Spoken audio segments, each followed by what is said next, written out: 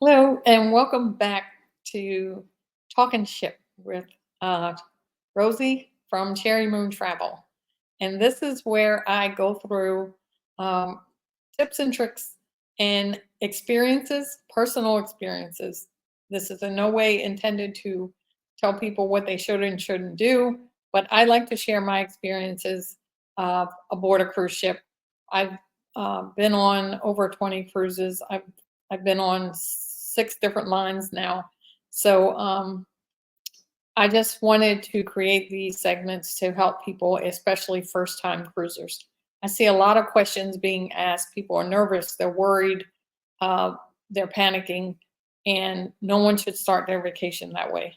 So I'm here to help answer some of the questions people may have without dealing with all the text typing and all that of going into groups. Not taking away from groups. I find them to be a phenomenal resource.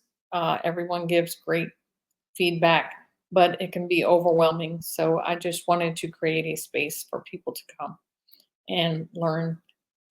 Again, this is solely my experience as a travel professional and my experience on cruises. So everyone's experience is different. So please just know this is just my opinion. So today's topic is going to be uh, gratuities.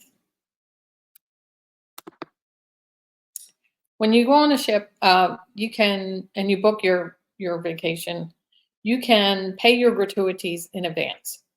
Um, People look at it as it's a lot of money sometimes, but when you think about it, the amount of work and the amount of resources it takes to get thousands of people onto a vessel, and all your luggage is brought on, all your food is prepared, all your entertainment activities, and your safety is important. So the gratuities is really not that much if you look at it. It runs you. I know on Carnival, I can speak from that. It's about $16 a day per person. So for a 5 day cruise, that's going to run you about $80. If you look at it as $80, then it sounds like a lot. But when you think about $16 a day, people spend that for lunch on one meal. You're getting meals all day for 5 days straight. So a $16 tip is really not that much. So I don't want to get into that, and everyone's entitled to their own opinion, but I feel like to me it's important. They worked super hard.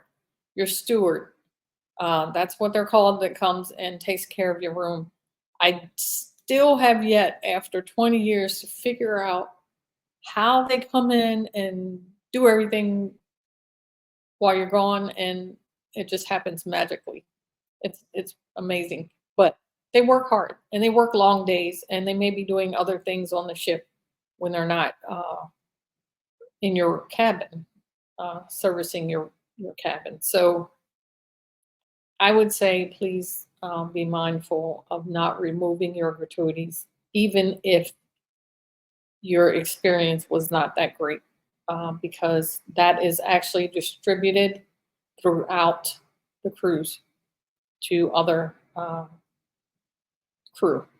So when you take the gratuities off, you've taken it away from maybe someone who you didn't even interact with or did not affect your experience. So please keep that in mind. You can do with your money what you want. I'm not a financial advisor, but just keep that in mind. And one thing I did want to talk about is the porters at the terminal. They're the ones that come and take your luggage from you, and they make sure it gets onto the ship. And when you get off, you disembark at the end. They make sure that it gets off and that it's all stacked up amazingly in a nice, neat row, and it's easy for you to find when you get off. So, um, take some extra cash and make sure they're taken care of also. Another person you want to make sure that you uh, give gratuities to is when you go on a short excursion. So your bus driver, your tour guide, please make sure that they get a gratuity because they depend on that. Most places that these ships go, especially in the Caribbean, they really depend on those gratuities. So it's always nice to show your appreciation, especially if you've had a great time. There's one lady when we went to St. Lucia. We still laugh about her, and I don't know how many years ago that was, but she just really stood out from us. She was so funny, and she made our short excursion amazing. So make sure you take care of them too. So that's all I have for today.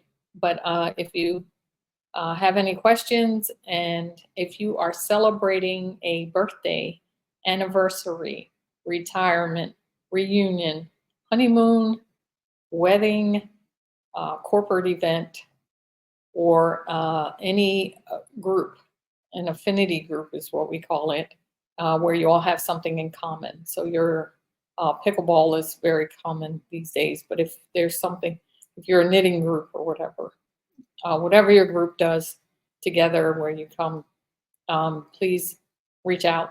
I am here to help you, and I look forward to working with you. And have a great day. Happy sailing.